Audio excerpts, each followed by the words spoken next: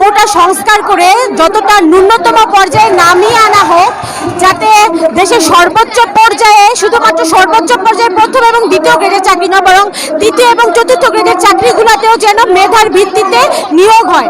এবং আমরা মনে করি আমরা যদি এটা প্রতিষ্ঠা করে যেতে পারি, পরবর্তী সকল প্রজন্ম এই মেধার মাধ্যমে নিয়োগ পাবে এবং দেশের একটা শক্ত মেরুদণ্ড এবং শিরদাঁড়া তৈরি হবে। অর্থাৎ সর্বোচ্চ যোগ্য যারা, তারাই এসব পদে আসীন হবে। আমরা তো এই যুক্তিতেই নেমেছি যে স্বাধীনতার পরবর্তী সময়ে মুক্তিযোদ্ধা যে কোটাটা বঙ্গবন্ধু চালু করেছিলেন, সেটি অবশ্যই অনেক বেশি প্রাসঙ্গিক ছিল। কিন্তু স্বাধীনতার এত বছর পর এসে যখন আসলে মুক্তিযোদ্ধাদের সন্তান, সরাসরি সন্তান খুব কম সংখ্যকই আছেন, বরং এখন তৃতীয় প্রজন্ম পর্যন্ত চলে গেছে।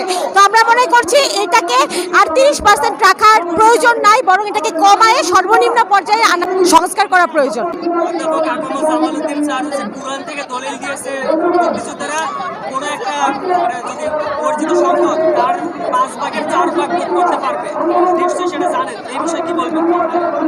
ওইটার উত্তরটা দিচ্ছি। উনি যে আয়াতের কথাটা বলছে, সেই আয়াতে বলা আছে যে যুদ্ধ থেকে বিজয়কৃত সম্পদ, অন্য জায়গার দেশে আপনি যেদের সাথে যুদ্ধ করতেছেন সেখান থেকে বিজয়কৃত সম্পদ বন্টনের সময় বাংলাদেশ আমাদের প্রত্যেকটা নাগরিকের, এটা কারো বিজয়কৃত সম্পদ নয়, এটা আমাদের প্রতিটা নাগরিকের।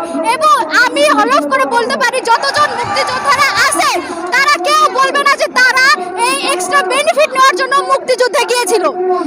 তাদের মধ্যে যদি মুক্তিযুদ্ধের চেতনা থাকে তাহলে তারা সমতার কথা বলবে। যারা সমতার কথা বলছে তারা মুক্তিযুদ্ধের চেতনা ধারণ করে সমতার কথা বলছে। যারা এক্সট্রা বেনিফিটের জন্য কথা বলছে, এটা অযৌক্তিক কথা বলছে। তারপরেও যুক্তিতে যদি আসেন, মুক্তিযোদ্ধারা সুযোগ সুবিধা পাবে, সর্বোচ্চ সুযোগ সুবিধা পাবে। মুক্তিযুদ্ধের সন্তান পর্যন্ত সর্বোচ্চ সুযোগ সুবিধা আপনারা দিন, কিন্তু তার তৃতীয় প্রজন্ম ঠিক কি অবদান রেখেছিল মুক্তিযুদ্ধে যে তাদেরকে সেই সুযোগ সুবিধা আপনারা চক্রবৃদ্ধি হারে দিয়ে যাচ্ছেন? আমাদের প্রশ্ন এটাই। সেই ব্যাখ্যাটি যুক্তিসঙ্গত নয়। ওই ব্যাখ্যাটি যদি ওই আয়াতটা আরো ভালো করে বিশ্লেষণ করা যায়, তাহলে আমি বারবার বলছি যে সেটা যুদ্ধ থেকে বিজয়কৃত সম্পদ, যুদ্ধ থেকে বিজয়কৃত সম্পদ। আপনারা কি মনে করেন যে বাংলাদেশ পুরোটা যুদ্ধ থেকে বিজয়কৃত সম্পদ? অবশ্যই না। আমরা এখানেরই নাগরিক, এখানেরই জনগণ, এখানেই ছিলাম এবং পাকিস্তানিরা আমাদের উপর বৈষম্য করেছিল বিধায় আমরা সেখান থেকে আলাদা হয়ে এসেছি। এটাই তো, এটাই নয় কি? তাহলে কিভাবে এটা যুদ্ধ বিজয়কৃত সম্পদ হয় এবং ওনার যুক্তিটা যুক্তিযুক্ত হয়? ওনাকে আরো একটু এই বিষয়ে বিশ্লেষণ করে মন্তব্য করা উচিত ছিল। সংবিধানে আছে অনগ্রসর জাতিগোষ্ঠীকে, যারা পিছিয়ে পড়া, তাদেরকে মূলধারায় নিয়ে আসার জন্য সরকার চাইলে বিশেষ সুবিধা দিতে পারে। এটা বাধ্যতামূলক নয়। প্রথমত চাইলে বিশেষ সুবিধা দিতে পারে, এবং যারা অনগ্রসর আছে আপনারা তাদেরকে বিশেষ সুবিধাতে এগিয়ে আসুন। স্বাধীনতা 54 বছর পর মুক্তিযোদ্ধারা কিভাবে অনগ্রসর থাকে?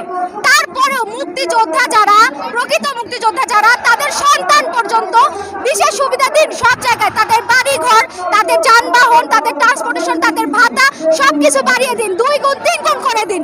কিন্তু কোটা, যেখানে কোটা একটা চাষার ছেলে কি অনগ্রসরের মধ্যে পড়ে না? পড়ে। তাহলে একটা জায়গা যদি আপনি একটা মুক্তিযোদ্ধা পরিবারে 3 থেকে 4 জন কোটা সুবিধা পেয়ে মূলধারায় আসে, তাহলে যে চাষার ছেলেটা অনগ্রসর আছে তাকে কিভাবে আপনি মূলধারায় আনবেন? সে তো কোনো কোটা পাচ্ছে না, তার জন্য আপনি কি কোটা রেখেছেন? না, কখনোই এটা সরকারকে চাপে ফেলা বা সরকার পতন নয়। এবং আরো একটা স্পেসিফিক বিষয় বলে দিই,